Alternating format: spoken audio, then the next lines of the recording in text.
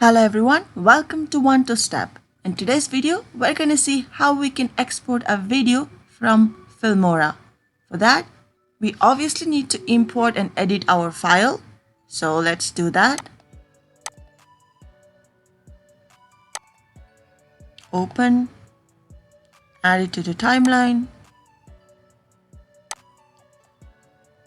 Now let's say you've made all the necessary changes to this video.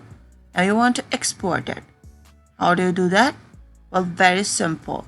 Click on this export button at the top. Click on it.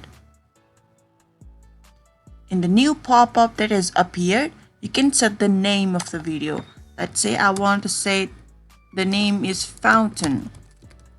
Alright, now save to. This is the destination folder. You can click on it and navigate to wherever you want to save the video to.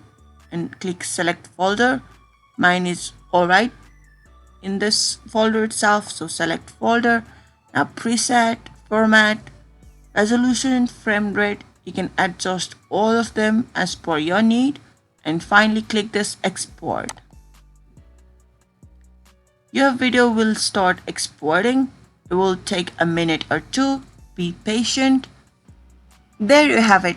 Your video is successfully exported. Thank you guys for watching.